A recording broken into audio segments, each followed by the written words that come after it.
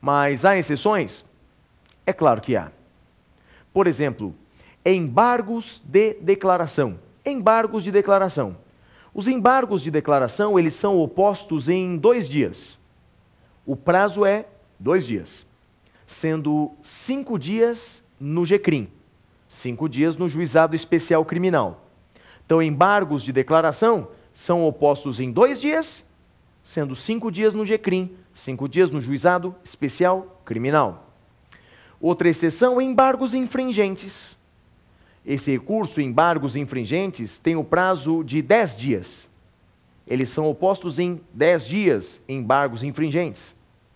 Carta testemunhável, um outro recurso, tem o prazo de 48 horas. Carta testemunhável tem o prazo de 48 horas, diferentes. E o recurso especial e o recurso extraordinário, especial e extraordinário, tem o prazo de 15 dias.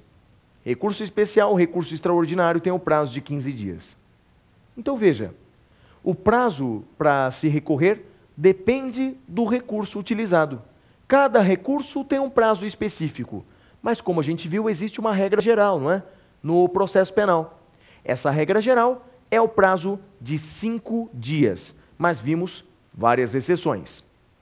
Agora vamos para a quinta e última pergunta que nos foi enviada? Vamos a ela. Pergunte ao professor. Professor, o recolhimento da prisão é pressuposto recursal? O recolhimento do réu à prisão é pressuposto recursal? Meus amigos, saiba o seguinte. Segundo o STF e segundo o STJ, o direito de recorrer é um direito constitucional. O direito de recorrer é um direito constitucional. Aliás, isso mudou na jurisprudência do STF, do STJ, de uns anos para cá. Antigamente não era essa a posição majoritária, mas hoje é. Segundo o STF, isso decorre do princípio do devido processo legal. Então, em razão do devido processo legal, o direito de recorrer é um direito constitucional. Aliás, o próprio Pacto de São José da Costa Rica, a Convenção Americana de Direitos Humanos, já reconhece o direito de recorrer como sendo um dos direitos, uma das garantias dos réus no processo penal. Então, guarde isso. O direito de recorrer é um direito constitucional. E por ser o direito de recorrer um direito constitucional, veja o que dizem os tribunais superiores atualmente.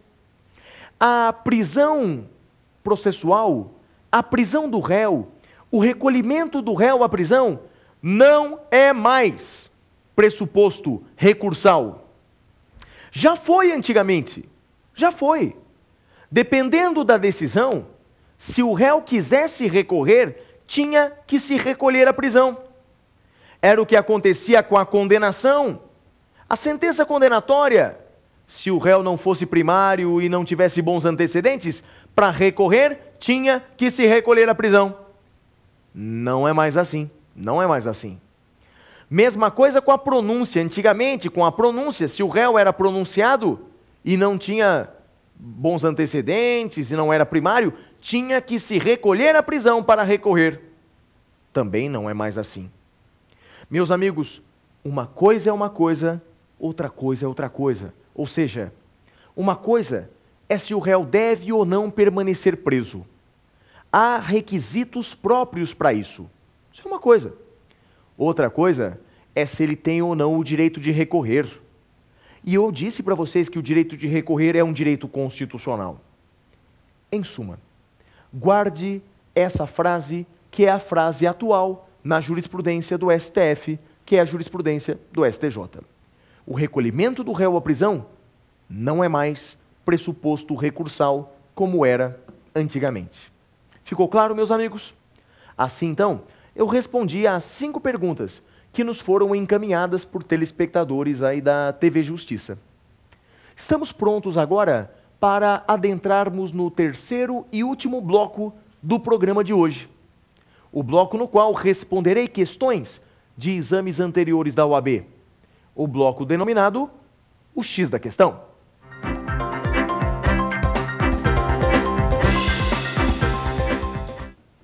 Muito bem, meus amigos, muito bem, minhas amigas. Iniciamos agora o terceiro e último bloco do programa de hoje, o bloco denominado X da Questão. Nesse bloco nós vamos responder questões que já caíram em exames anteriores da OAB. Se você está se preparando para o exame de ordem ou se você está se preparando para concursos públicos, é uma oportunidade ideal para você se preparar. Porque realmente não há melhor maneira de saber como esse tema cai nas provas do que realizando exames anteriores. E é o que a gente vai fazer a partir desse instante. Vamos verificar a primeira questão do programa de hoje. Põe na tela para nós a primeira questão sobre pressupostos recursais. Põe na tela.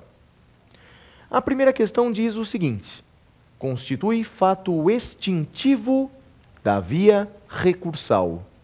Constitui fato extintivo da via recursal.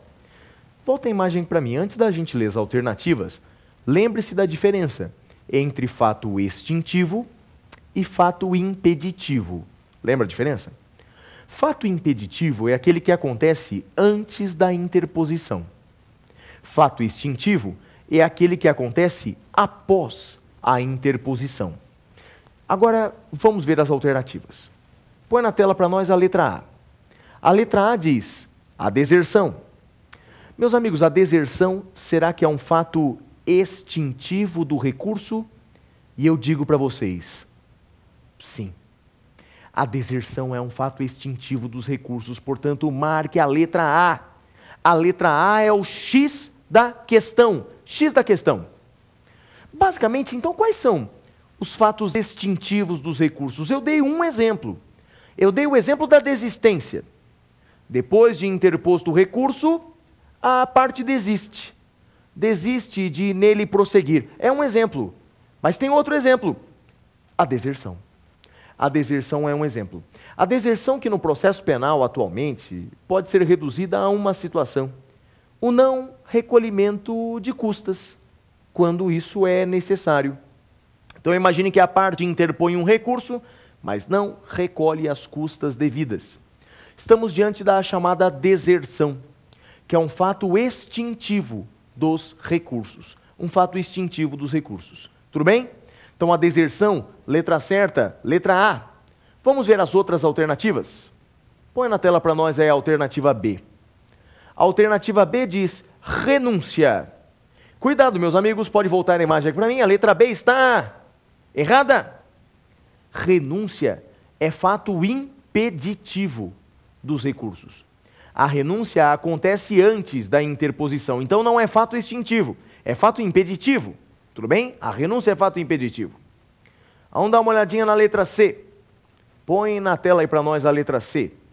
O não recolhimento à prisão. Cuidado, meus amigos, eu falei para vocês bastante no bloco anterior. Não! Recolhimento do réu à prisão não é mais pressuposto recursal. Portanto, a letra C está errada. Recolhimento do réu à prisão não é mais pressuposto recursal. É a posição do STF, é a posição do STJ. Então as letras B, C estão erradas. Vejamos a última. Vejamos a letra D.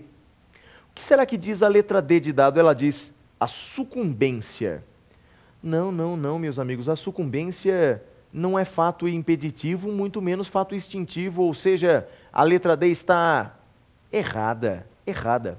Sucumbência, na verdade, é a forma através da qual se prova o interesse recursal. Então, sucumbência não é nem fato impeditivo, nem fato extintivo. A letra D está absolutamente errada. Vamos agora para a próxima questão? Põe na tela aí a segunda e última questão da aula de hoje. Vejamos. Caiu também no exame de ordem, dizendo assim: acerca dos recursos no processo penal, assinale a opção correta. A letra A diz: caso a sentença condenatória contenha mais de uma decisão em seu teor, para cada decisão deve ser interposta uma modalidade de recurso. Meus queridos amigos, falamos sobre isso no primeiro bloco do programa de hoje. E essa alternativa A está errada. Existe um princípio no processo penal chamado unirrecorribilidade das decisões. Contra uma decisão, cabe um só recurso. Portanto, unirrecorribilidade das decisões. Então, contra uma sentença condenatória,